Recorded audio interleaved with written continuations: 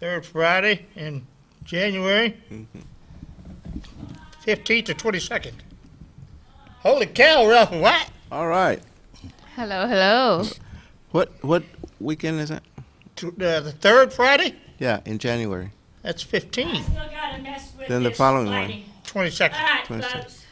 You saw a rest in peace, Damon J-Ron Walker. Florence Yurdy, if you're out there and watching, our condolences go out to you and your family. Sorry to hear him. He was a young 21-year-old man hit and run in Elgin. They don't know if there's more to the story than what was on there, but he was a good kid. He did well in school. Florence made sure to do that. And anyways, to the family of DJ, our condolences down here, and we'll surely miss DJ. 10-4. All right. Thank you, Ma. All right, folks, anyway, here we are. Gavino, Adela, and Mike Lee. Hello, We're gonna- hello. We're Good going to evening. go over all kinds of things. No, we're not. So- We're only going to go over two things. Maybe Yes. just one thing. Yes, today we're going to be discussing school choice, which is a national program advocacy event that happens throughout the country. And we started getting involved in it about, 4 years ago? Been about 4 years now. Years ago, and it's an organization that champions school choice. It also champions the education and empowerment of parents, and that parents have the choice of where they send their children to school. And they also advocate and train parents to, if need be, change the format of the governance of the school. We had a bill last year, wasn't it, that the school choice people were pushing the, I can't remember the name of the bill. Yeah, It's a think again. in the 151, was legislature. it?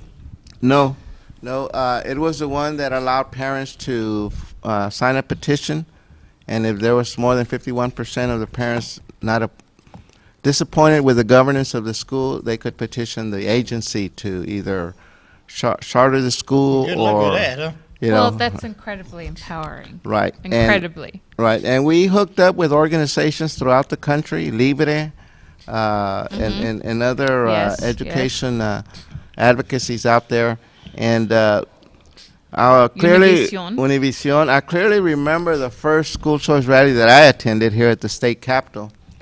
I mean, I think there was about 20 of us out there, and it was cold, and I was with Laura Colongo with Texas Public Yeah, School. we've had her on. We've had her on here, but since then, last year we had almost 3,000 students, parents, schools from throughout the state of Texas come down to the state capitol, and obviously it was a legislative session, and that helped in bringing people down. I understand that this year we almost have the same amount of parents, and again, this is a statewide rally, and one of the featured speakers that has confirmed his attendance is our Texas Land Commissioner, George P. Bush. So he will be there, and we will be sharing our promotion of this event on their national website. So we look Thank you, forward Commissioner Bush. for Our his friend. for his involvement. And there's one thing that happens in our communities when it comes to education, and that a lot of our parents do exercise school choice.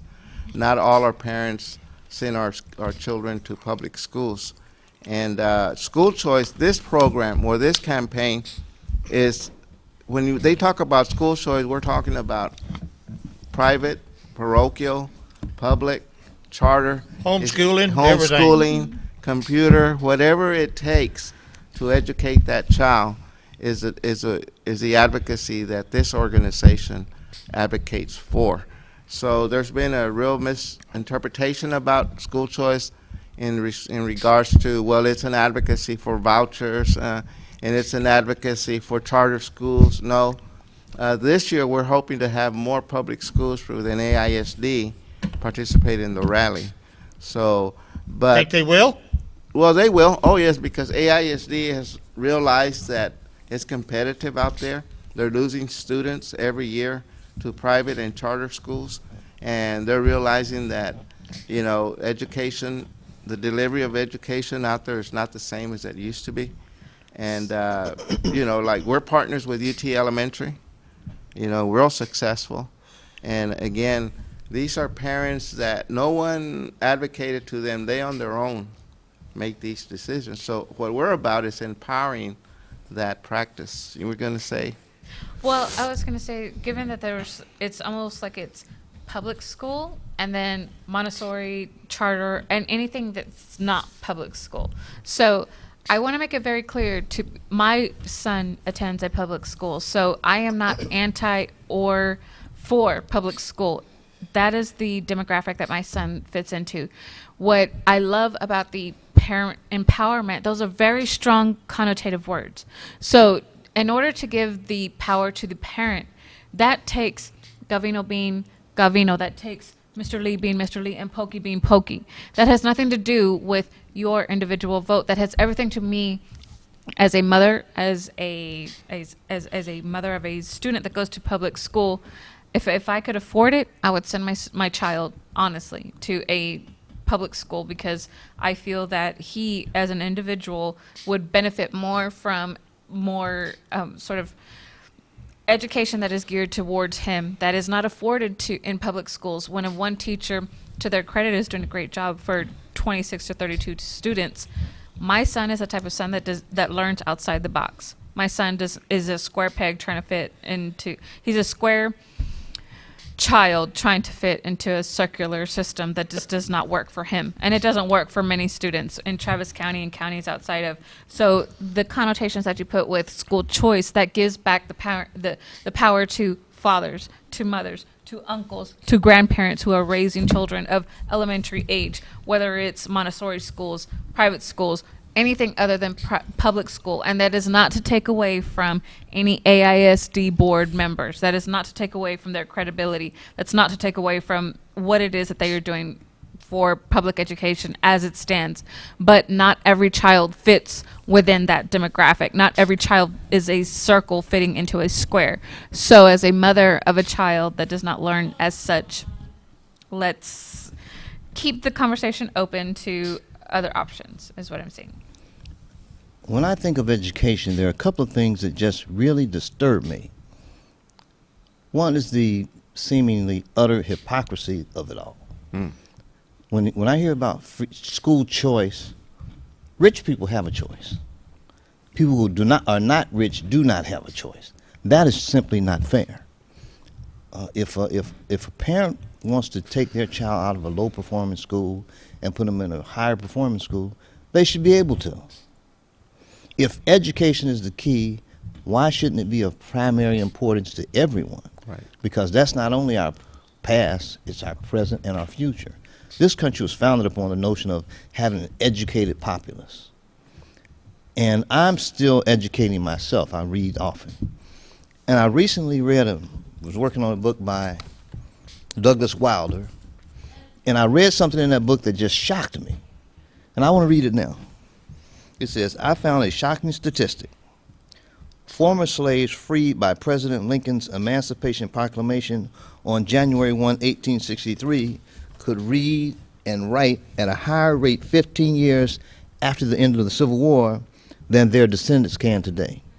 That's amazing. 1878, right? That is amazing. That's actually. criminal. That's I can do that criminal. much, man.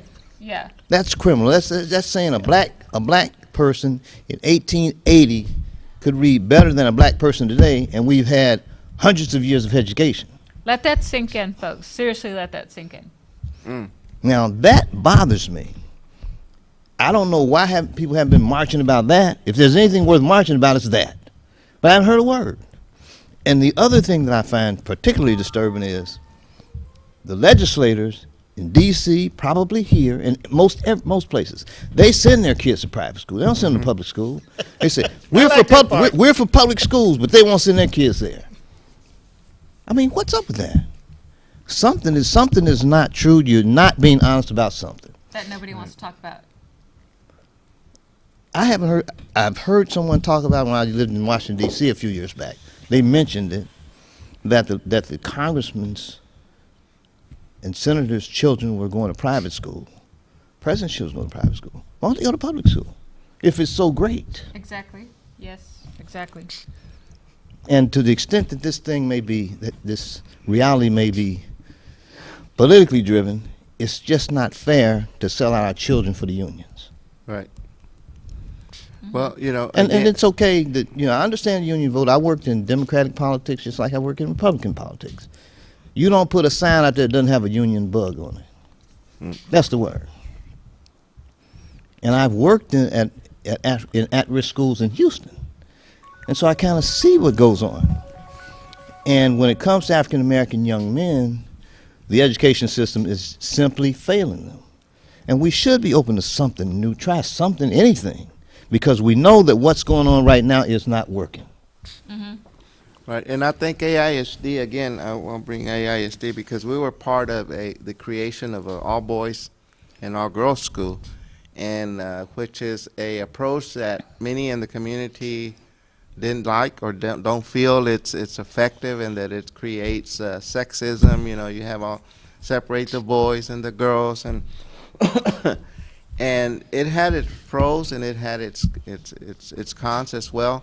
But one of the things that I realized or that I saw was that the parents, once they were educated about both, and I attended a lot of the work sessions with the parents that had kids that were going to attend these schools, at the end of the day, choose to go that route because either they were familiar with the uniform concept of educating, or they feel more comfortable that their child, like you mentioned, not all children learn. Well, Yeah. not everyone learns the same. I learn different. I'm not a multiple choice test, student.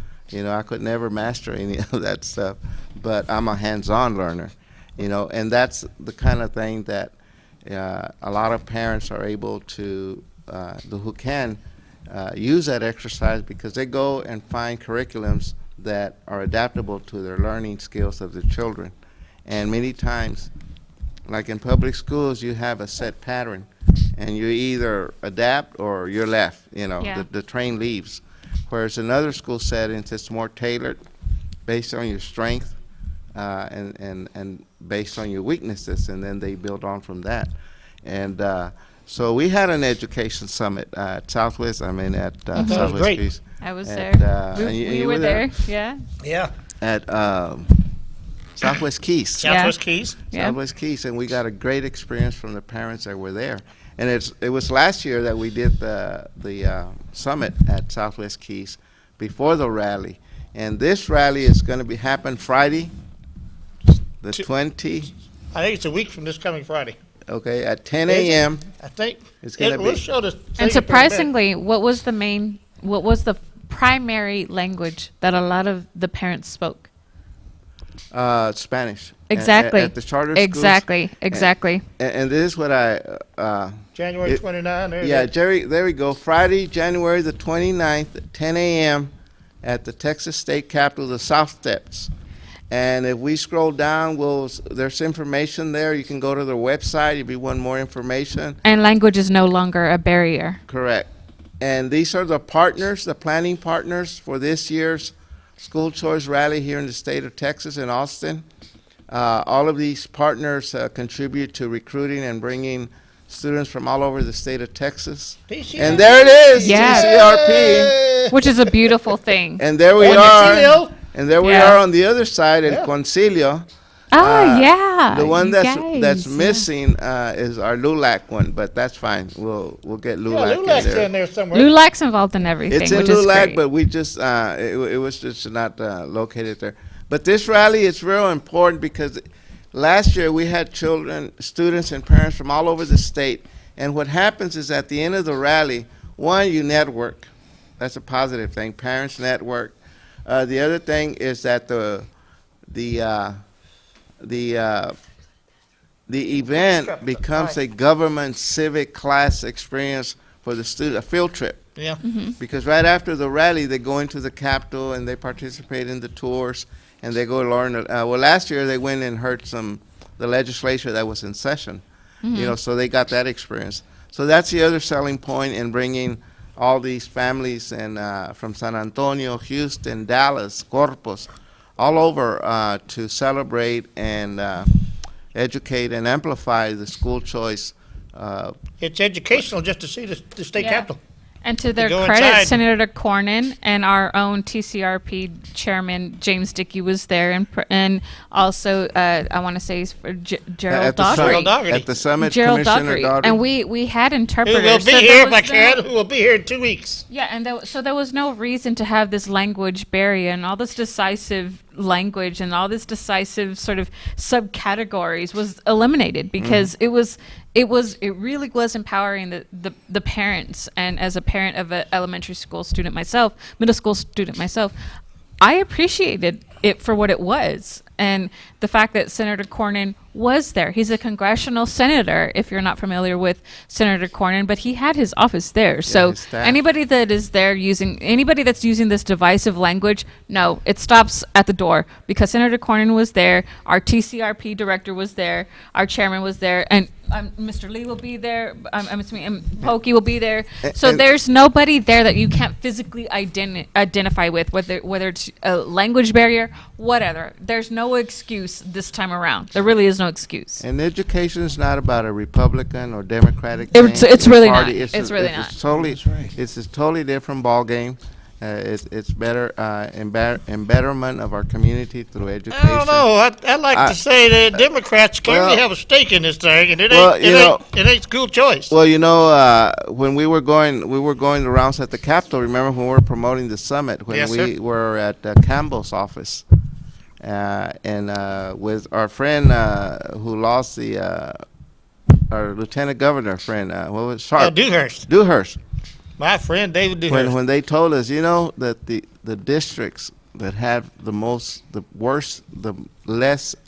worst academic standing throughout the state are Democratic, congressional, or state Senate yeah, districts. all of them throughout the. If you look at the state, Yeah. so for us as a community, we will take whatever enrichment where it comes from, be it Republican, Democrat, Tea Party, if you will. Throw us in there. You know we're good. Whatever. But I think that more and more, especially in this movement, it was pretty much your people's movement.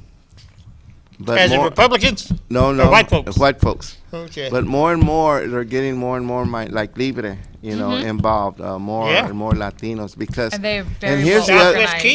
Key is almost all. You mentioned Southwest Keys and the And Libre is families. very well organized. The families were Most all. immigrant, come from immigrant families, undocumented, Foreign born, we'll call foreign them. born. Yeah. But see, here's a contrast. You wanted to go to Democrat, Republican. Okay. It's interesting because there's this push of this bashing on immigrants from one end, yet on the education side, We're all for Republican educating the heck out or of them. charter schools. Yeah, exactly. The yeah. majority of the population in those schools are undocumented immigrants. That's where the facts of what the Republicans do are showing. Because all this is hearsay about the Republicans are anti-Hispanic or whatever. Anything color. Yeah. Right. So, They ain't got no problem with immigrants. You want to come in here the correct way. well, I've always known the Republican Party when it comes to relationship with minority communities. My experience is that it's a business deal. I mean, it's business, bottom line. And the more you're in I guess in that same level or that same environment, there is a working relationship. There is no, well, you're black, you're brown, you're not, because it's all business. That's what I've seen from the Republicans. Whereas on my other side, it's a little bit more, a little bit more, what do you call, separation, if you will, You mean based by on color. financial Based type on yeah, color. divisive. Yeah, Because I was going to divisive. tell you, the richest people out there are Democrats. Yeah.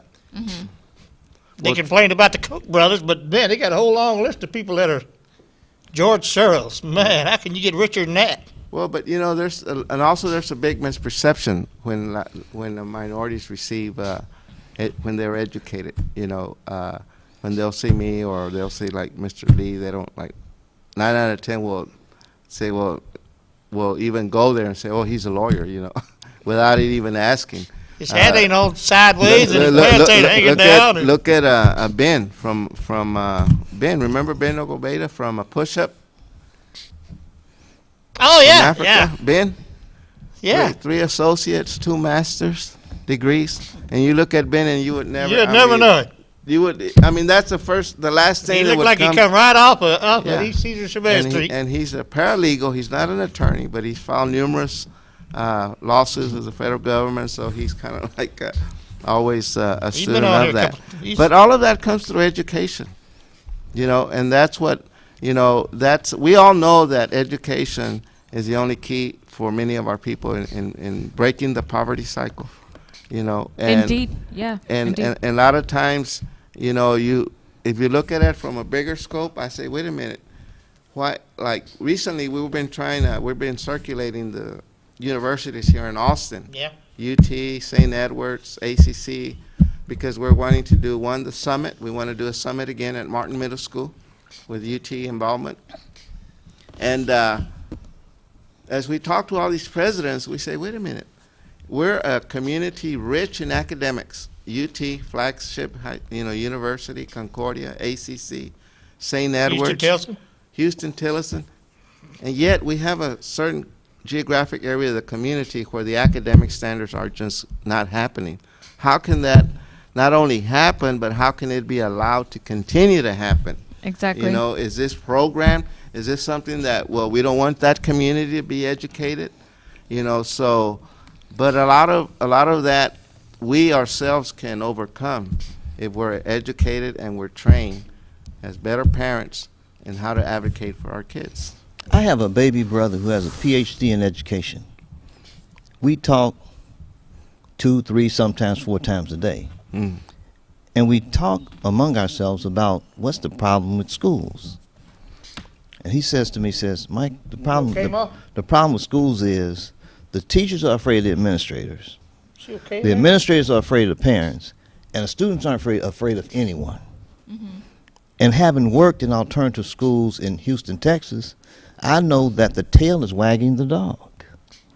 The students really run the place. Mm-hmm. They can tell you, the teacher, what you can and cannot do, how you can and cannot speak to them, and they'll cuss you out. The paddling days are over. Remember, we used to get paddled? That's a real good point. Speaking of that, now my baby brother tells me that African American males Okay. need a more structured Thank you. environment for learning. And they talk about the school to prison pipeline, Yeah. but they don't talk about doing anything about it. They start tracking kids in 3rd grade to determine their likelihood of going to prison for purposes of operating prisons for money, which I have a problem with that too. But it seems that most African American males do most of their learning to read when they go to jail, when they go to prison. Now, I have a brother who has a 50-year prison career. He was in prison allegedly with Don A lot of King. education right there. Yeah. The master's and doctor's degrees. Now, yeah. I have him. Then I have my mom had 8 boys, and 4 of her boys have doctorates. He's got a doctorate in crime, I guess. Just But he's my brother, and I love him. And he to me, he has as much to tell me that it's as valuable as what my brothers with PhDs tell me. Now, I don't, he's as important to me as they are. And he knows a lot. Sometimes when I'm in a quandary about some things, I'll call him and ask for advice. Mm-hmm. Because not everything that you need to know is not to be learned from someone who's lived life perfectly. Right. You can learn from anyone. And I try to do that. But I'm still mindful that we've been talking in this country, it's founded on the basis of an educated populace. We've been talking education for over 100 years.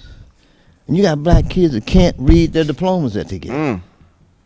And the one that can don't know what it says. Well, like I mentioned to y'all earlier, when I graduated in 1972, one of my colleagues that graduated with me asked me what the diploma said, And that's when, years later, I went to the school board and I mentioned to them that I was going to file against them for forgery, because you're signing something that, Yeah. I'm going to go somewhere with this. When did all the school choice stuff start? because obviously somebody's trying to do something. It used to be, when I was growing up, it was the local public school. You went to the school down in your neighborhood. The only other alternative in those days was either probably parochial. Catholic school? Parochial, yeah, Catholic schools. You know, but a lot of this came out through parents being fed up. They took the paddle out of school. With schools failing, continuing to fail, continuing to fund and pay for academic programs that they weren't going anywhere. What what happened to the 3 R's? Yeah, I mean, they You were know, just what if they stick spinning. to 3 R's and So what ain't they that right? I did- think reading, writing, arithmetic, What a right? lot of them did is they started pulling their kids out and Well, sending them to charter schools. sending I them would to- I would suggest that a change came about when Brown versus Board of Education, 1954, when schools were desegregated. I have often wondered. Anderson High School. That's when, you know, when schools were desegregated, that's when corporal punishment left, prayer left. You know, took prayer out of schools. Now you brought the police in. That's supposed to That's be better. true. I guess. All the high schools got cops at them now. I worked at a school in Houston, had a metal detector in the school. I mean, it makes no sense. Yeah. And I was James Dickey and I, we went to last January, we attended the Black Education Summit at the Capitol building. And I was in there kind of chuckling because it was a lot of administrators and people who worked in African American schools, charter schools mostly. And we're in there praying and praying and praying. I'm there thinking, then they can't even do that in their schools. I wonder if they thought about that. Maybe it's something wrong with me. I'm kind of slow sometimes. I get stuck on simple things, but I try not to miss too many of them. But then they're just praying and praying and go God this and God that, and I say, and these are Democrats, and they're gonna go vote for somebody the second Tuesday in November who don't want them doing that very thing in their own school. You know, it's just like when prayer went out, all the madness came in. And if you look at it in spiritual terms, it's like, you know, God went out, devil just came in and took over. And they run the place. It's got drugs, all kinds of things going on in schools. I was at an alternative school in Houston. Man, these guys used to smoke weed in the bathroom. There's one of them, pretty bright kid. He in gym class, he got in trouble, got taken to the principal's office. He was walking around the track during gym class smoking a joint. I said, don't you think there's something wrong with that? You in phys ed and you walking around the track smoking marijuana. But those are the kinds of things that are going because there's no control. The students aren't scared of teachers. No responsibility. No. Well, not only that, when maybe half of your staff also smokes pot, you know, especially nowadays, you know, Yeah. it has kind of contributed to the degrading of the quality. I mean, your teachers today are not your teachers of back All the in the hippies day, took over. you know, where there were someone that you looked to as a mentor. Yeah. You look to with respect. And, well, you know, when we go around the Capitol, the legislators tell us, you know, when the unions come around, it's never about the kids. No. It's always No, about it's- their pension. It's always about their pay. It's Benefits, never about something. the kids. Never about the kids. Yeah, that's right. Never about Several the of them kids. told us that. Yeah, you know, but again, you know, that's why these type of movements, school choice movements, you know, you overcome all of that. You overcome It all was just that. a natural thing that happens when this Right. goes on. Right, and like I said, you know, man, I think we have 5 or 10 different charter schools just here in Travis County. Yeah. And I do know that when they open, they fill up right away. They fill up. They have waiting lists. A waiting list, yeah. You know, and AISD is going through the opposite extreme where they have schools that are empty. When You we know. did that summit, you know, I was wondering, doesn't AISD see what the hell's happening? I mean, it's like they were wanting to ignore the fact that they're doing this curriculum and no, why do you think they're leaving? You know, but now, you know, they changed their tone. You know, they realized that, you know, Yeah. if they keep not being The part of gravy school train choice, is being threatened and yeah, maybe if they're they not better part of change. these type of movements, then they're going to be left behind. And we're going to have inner city schools that are going to be closed. Sanchez, Metz, Govalle, All they're of them all over here. within a radius of miles together, and they're all under 50%. And they all feed into But- Johnson, don't they? They fit into Johnston, and some of them now fit into Aiken. But anyway, on the positive side, like I said, you know, this is why we're having this rally Friday the 27th. That was it, Pokey? Oh, Lord, now you want me to think some more? Sure. We just had it up 29, there. 29, 29. 29. 29. We I have a know, lot- thank you, Ma. There's a couple others with more info on them. Being up here with my Republican friends, I tend to get those Bush moments. You know, I got a rubber hose up my nose. It tends to I'm north of rub off. 60, so. But anyway, I got an we excuse. invite you. We invite all the parents. We invite the teachers, Show all them the pictures, people Ma. in academics. Because Pictures of Gavino and a movie star he likes to hang around with. because it's going to be fun and exciting day. And I think one of the biggest strengths of these rallies and these, like I mentioned, is the networking. Yeah. You Yeah. know, not only locally but statewide. You know, and you'll find you'll have Houston last year came in with about 4 or 5 buses. Yeah, you people know, from all over the state. from all over the state. And a lot of times it's parents that are in the same shoes as you. It's like, well, my son, my daughter's not flourishing in public school. What are some of the alternatives? Right. Like for my son's probably watching this and is like, oh my God, Mom, please don't talk about me. But still, I mean, if he doesn't learn the way that what's presented before him by public schools, as his mother, it is up to me to find alternatives, and whether it's charter or private, Montessori, whatever you want to label it, if it's something other than public schools that's funded differently than public schools, it's my job and it's your job and your job as adults, and especially as me as his mother, to find alternatives. Okay. And here's the infamous picture that Gavino loves Now, to. that picture to was on redirect the us to- DC newspapers, right? This was This is George P. this George P. was, Bush. Yes, the Washington Post put this out as as part of an article that was written criticizing George P. P. Bush for receiving the University of Texas Mexican American Studies Latino. And who was it And- primarily criticized by? There's a Right. reason they cut that picture like that. Right. To make And- sure he's in it. Yeah. Because Yeah, Gavino's kind of well known locally here. They So- want to make sure. And it was Yeah. criticized mostly because Because they felt that there were other Democrats that were more, more just consider- admit it. pro It was- public school. that earned this Yeah. this award more prestigious Than a award more Republican. than George P. Bush, because the question was, what has George P. Bush Don't done? give it to him, says know. the Party of Yeah. Equality. Well, I say, well, one of the things is that he's the first Texas Land Commissioner Latino. Yeah. Hello. Yeah, You know, hello, That in yeah. itself to me is fine. Yeah. It's good enough. I said, but because that same group went out to Mexican American community here. Well, they went to Pan Am, and as they were discussing, it was full of my folks, right, Democrats that were there. And when they were discussing this, that issue came up, and the staff from the UT was trying to explain to the crowd, the Democratic liberal crowd, that they were kind of like they had nothing to do with it. I'm sorry it happened. And I said, wait a minute. They're Are supposed you- to be the I colored, said, "Are the you colored apologizing? party, Are right? you apologizing for the president of the University of Texas that this was the wrong decision for y'all that was made? Well, no. I said, well, I'm a don't do it. Democrat, but hey, he deserved the award. Yeah.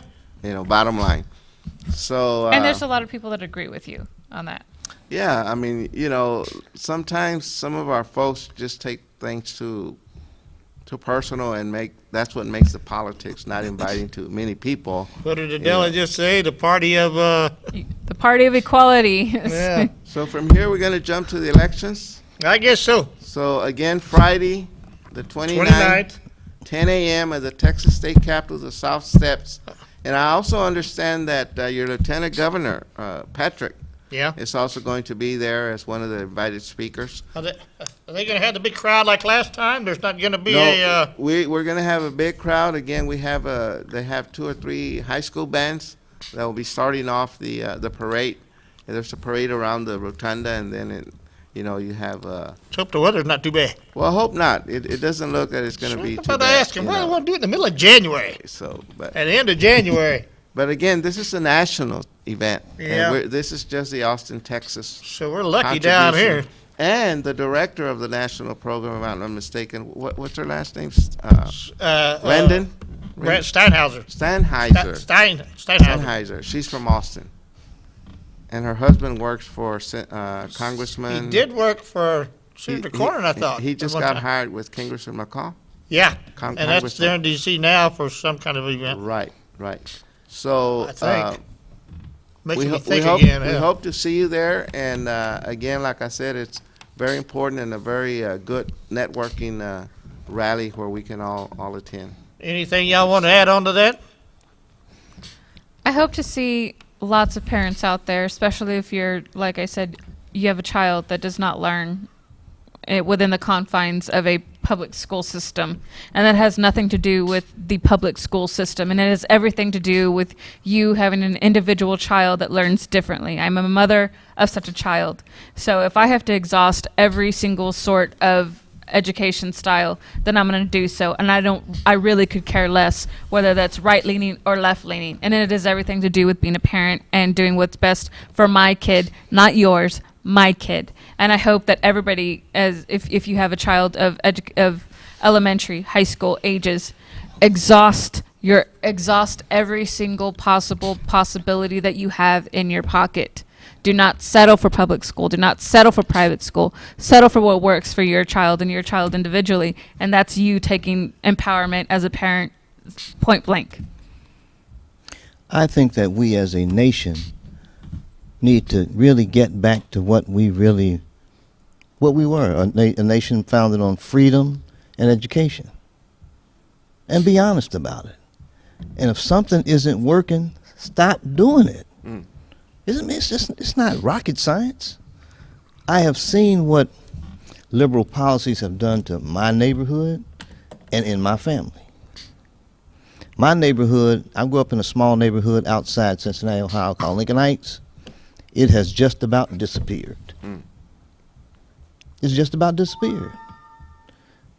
And in my 60 years of living, I have seen black families go from being pretty nuclear into just default to pieces. And the social policies that we use, you pay women to have babies, you lock men up, and then the kids turn out messed up. They don't have school as a haven as we might have. And then you wonder what went wrong. Why not go back to things that worked? There's nothing wrong. Now, when I first became conservative, when I was young, conservatism meant change is inevitable, but you were for gradual change. Now it's just do anything, try anything. It might work. Let's try it and see. But you're playing with people's lives. And in case of education, you're playing with children's lives and their children's lives. In their future. I remember when I was in school, they said, new math. What? 1 and 1 isn't 2 anymore? Oh my God. You know, and then I don't know Yeah. what happened to new math. It disappeared. Common Core happened. You know, new math. Oh, really? I can't figure that out. Me neither. And we have And I've been gone, to college. and we have taken relativism just too darn far. I'll be kind about it. It's too darn far. Everybody has their own truth. That's insane. I've been posting things on Facebook now say I identify as the Empire State Building. And I won national recognition as the Empire State Building. It's insane.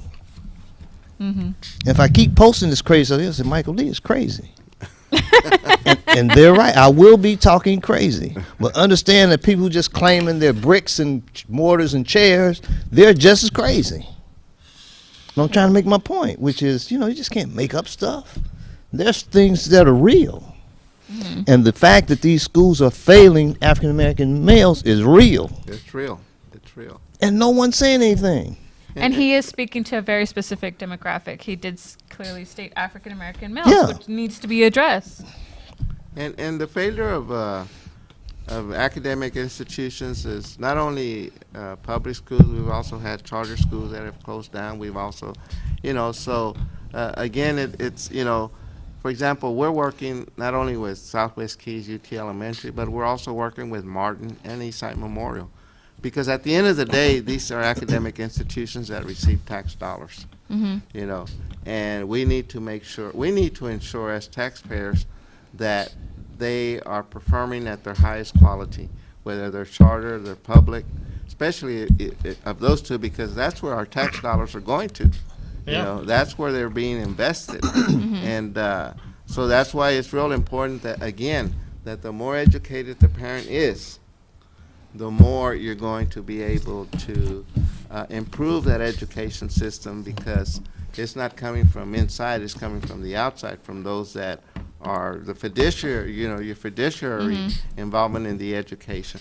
But, but to get there, one of the things that we need to do that our communities do not participate in very much, and that's in elections.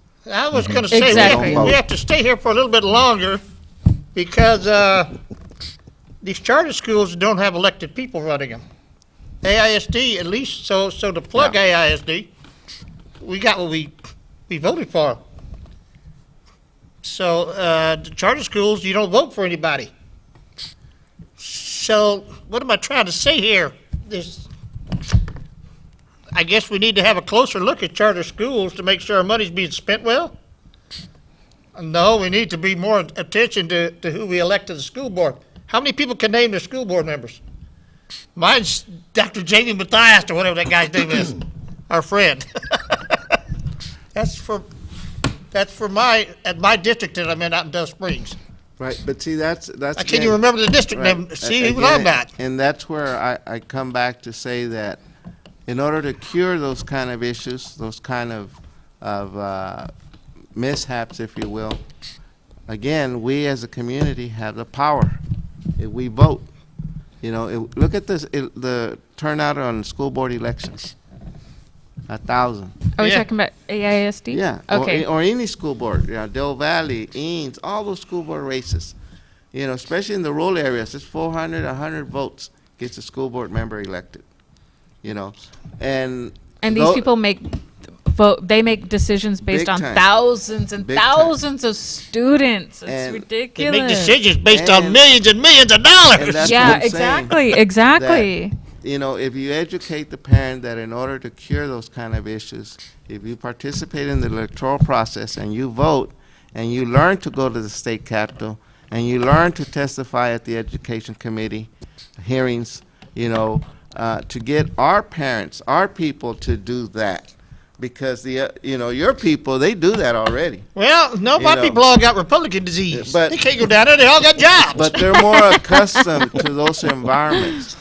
When we start showing up and we Republican start asking disease. questions, Well, am I wrong? I mean, You know. 50, 60 hours a week, But- most Republicans work. every coffee area that I go to in East Austin, when we're sitting down and we're talking, it's always complain and complain and complain, Yeah. criticize. And I said, man, if you were to spend all that energy in we have the votes.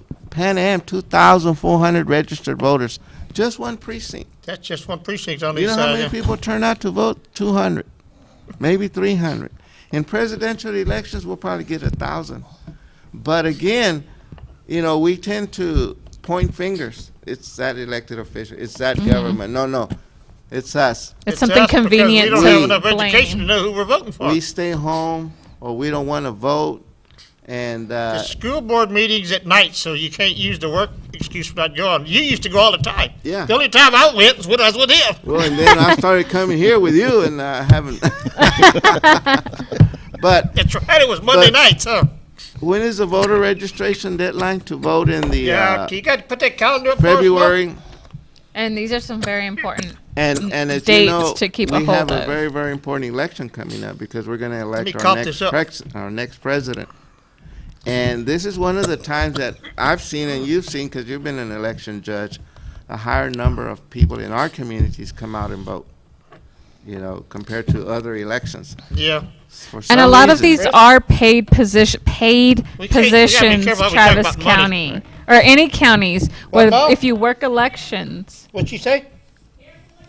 Yeah. Oh, yeah, about. if you do work elections, there are a lot of paid positions. Yeah. Well, let's put it this way. Well, in Travis County, they're hiring, okay? Scroll And down we'll there. leave it at that. They're hiring clerks and they're hiring judges There's to a, work there's a calendar on there somewhere. on Yeah. March the 1st. This is a very good tool for on- Travis County right, to use on at this March point. March the 1st, which is a Tuesday. Scroll down. That's the primary election date. But before that, February the 16th through the 26th is early vote. Yeah, we got that. Where's And the calendar at, Mark? I would strongly suggest, especially to newly elected precinct chairman, really get to know your neighbors. Have precinct appreciation days, because that is a very extremely intimate relationship that you have with your voters. Because as precinct chairman, and Pokey, steer me wrong if I'm wrong, but the precinct chairman have the ability to introduce. You can invite an elected official. You can invite That's a right. candidate. You can go and out and meet. And there's a lot of people that have addressed me that will openly tell me, look, I have no idea what the process of voting is. That's the job of your precinct chairman. Establish a very intimate relationship, because you're kind of the catalyst between your elected officials or candidates and the everyday voter who has no idea even how to register to vote, much less get out and vote. And so, if what I used to do with when I was in a precinct What chairman position, we would have precinct appreciation days where it was literally, hey, we're at the park, come out and meet us. If you want to know how to vote, then we're here. You don't have to be embarrassed in front of anybody. And if you don't know the process, it's okay. That's what your precinct chairmen are for. Make them work. Put them to work. If you elected them, make them work for you. That's just it. They work for you, not the other way around. So does everybody on that ballot, from the president down to whatever position's last on the ballot. It doesn't matter. They work for you, not the other way around. So as the American people, remember that they work for you, not the other way around. Good so luck we're reminding clear them on of that. Good luck with what? Reminding them of that. That is the truth, though. There would be no president, no matter what skin color, no matter what your religion is. They work for you. The American president works for you, not the other way around. Just so we're clear on that. Grassroots political activity actually starts at your precinct level. Exactly. Your precinct chair is the very epitome of grassroots political activist. And it's a very intimate, am I right? It's a very intimate relationship that you have. And- You get to knock on doors and stuff that like is that. the first line grassroots elected position. Yep. Precinct chairs. That's elected position. They don't pay that, but You know, but that. Of course, that- I meant just like by you default. mentioned, on the organizing part, you know, and that is one of the things that we've done through LULAC yeah. is increase the number of minorities that work elections. And that's a beautiful thing. Because it is very, very important that in precincts that there's very low voter turnout, if they see people from that same community working the elections, they feel more comfortable. Yeah. They feel less, Calendar up, haunted Mo. because of the voting devices. You know, now they're different than before and whatnot. And it's a subtle it's Yeah. a subtle thing that you may not voice, but you're quote unquote brown like I am. Yeah. I can ask you in a different language that I may not be able to ask Pokey. No offense. Yeah, that's quite all right. I understand. But it's those subtle things that make someone feel comfortable You're a without minority having now. to openly I'm not say a it. minority. I can't get my Republicans to work the election. I mean, how many of these precincts? Polling judges and clerks are There are Republicans. 160 something precincts throughout the county. All of them need to have a And judge all of and them have- and a During clerk, this two clerks. election, they have to have a Republican and a Democrat judge at each precinct. And that's an important aspect to remember. And that's where y'all come in, where going on, y'all Mo? can call the Travis County voters, the elections division, and Dana De Beauvoir, and We had that inform up them there. and let them know that you're interested in working the elections, either early vote or on election day. And they'll give you, they'll provide you with the opportunities, and they'll provide training for you. And again, it's a very, very interesting process as well, you know, to see how the electoral process works. And it's incredibly empowering. Oh. It actually is. It's incredibly empowering. Whether you have 5 people come vote or you have 5,000 people come vote at your polling place, it gives you it forces you to deal with the actual vote, and you've only got one vote. Make it count. Make it count to the people that you want to vote into office, because if you don't, that is you simply allowing the person you didn't want to win simply by you sitting at home and doing absolutely nothing. Yeah, you're part of something big. We used to love back in the old days to go down to Central County before we had all this early voting stuff, and you actually had paper ballots, the big machines, and they'd be running and counting the ballots out. It was cool. And they had, the place where the press was, and I remember in those days where we would come out and post the results, Yep. and there were card numbers, and they go 1, and then 2, and then 3, and there you were. That was the results. But And the press would be up there, and they'd write their stuff down, and you'll make a report on the nightly news. And so Y'all are above me. Y'all are But- been doing this longer I than think me. our age is talking now because we've been in machines for a long time. But it's real important for people in our community to know that we have the tools to improve our lifestyles, improve our academics. We have Yeah. the power ourselves. We don't have to rely on someone else or a party or an we have it. It's the opportunities are there, and we need to take it. And we need, I know, speaking for myself, we need to stop dwelling on the I can't.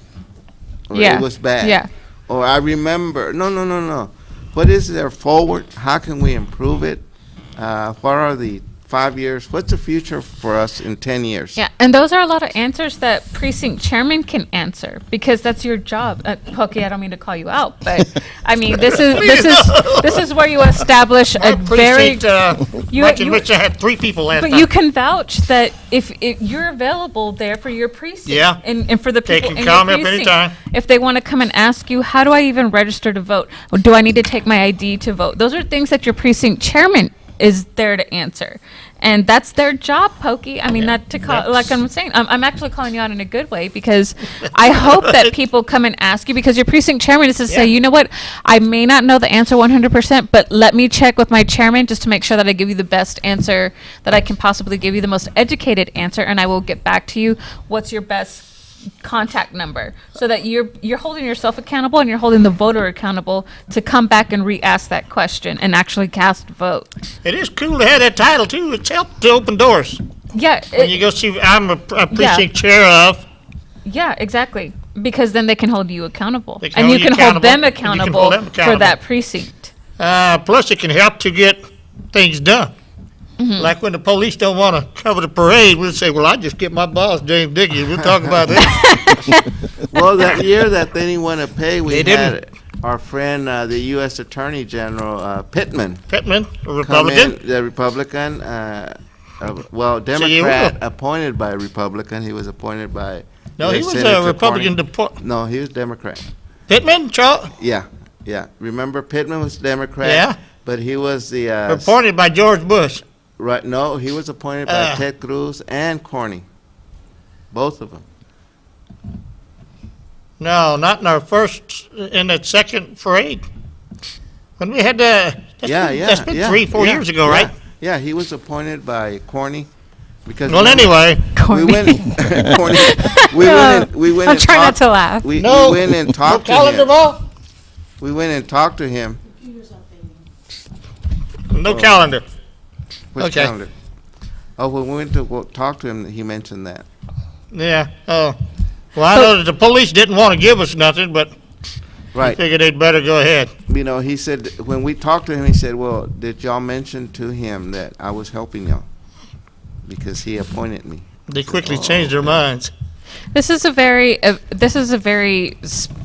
important time for you to vote because if there ever were a time for African Americans, Latino Americans, white Americans, whatever demographic American that it Americans. is that you physically identify with, we have somebody for everybody in the presidential runs. We have the Cruzes, the Rubios, the Carsons, we have the Clintons, There you whatever go. it is.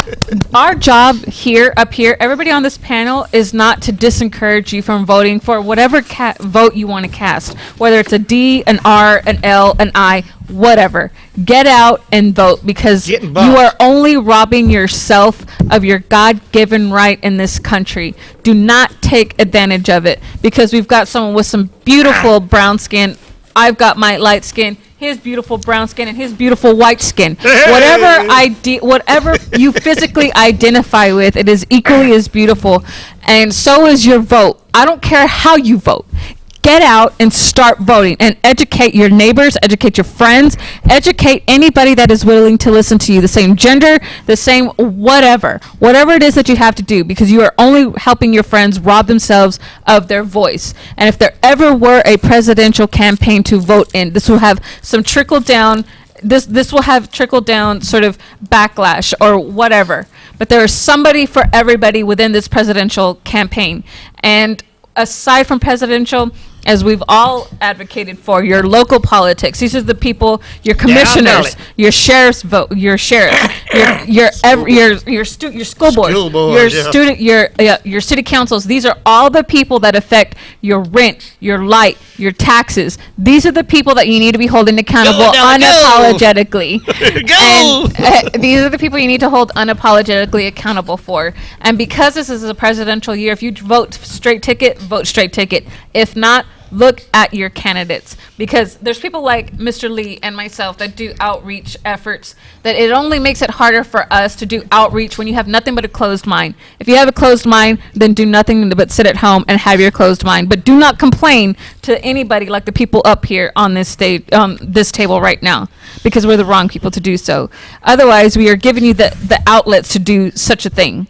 So get out, make your vote count, and be unapologetically Democrat, Independent, Republican, whatever it is that you vote. Get out and cast your vote and make your friends do so. And we'll see you Friday, the 29th. We still got 2 minutes. At the state capitol, correct? Yeah. The school choice rally. I forgot to mention one thing. All that attend the rally will receive a free I didn't put scarf. my thing on, did I? And it's a beautiful Everybody got one on with me. Everyone that attends the rally will receive a free scarf that's embroidered National School Choice Week. Well, we got a minute and a half. Say something, Mike Lee. I was gonna say, and even constables are important races. You need to vote on all them down ballots. Yeah. You got a minute and a half. Mr. Lee. I would hope that people would, in their voting or whatever decisions that they make, take into consideration whether or not, when it comes to your child's education, do you trust yourself more to make the decision or somebody else that you may not even know? Very good. I think it comes down to our taking control of our own country. It's ours. 10-4. Hours. It's And- ours. And I'll roll this out with, Yours. we finished, got a minute. Yeah, we won't be here next week. MLK birthday. Studio's closed. Week after that, we have, Which is a beautiful holiday, by the way. sure. Week after that, now I gotta think again. 2 weeks, we got the debate with, Gerald Doherty. I forget his opponent's last, Workman. Jason Nasor. Jason Nasor. And then we have That'll be work- 2 weeks from now, and then Workman coming on in 4 weeks. Representative Paul Workman and his opponent, State Jay Wiley. District 47. And Mr. State Rep Workman has joined Abbott in calling for a state convention on the Texas Constitution. Oh, is that right? 15 So feel seconds. free Well, to that's good, Google huh? that. Feel Yeah. free to Google that. Yes. All right, See folks. you next week. Take Yeah, care. we'll Thank be, you so not much, next folks. week, I 2 mean, weeks. 2 weeks. Be safe. Yeah, have a good Celebrate holiday next MLK Monday. Day properly. Give MLK some due credit. Bye.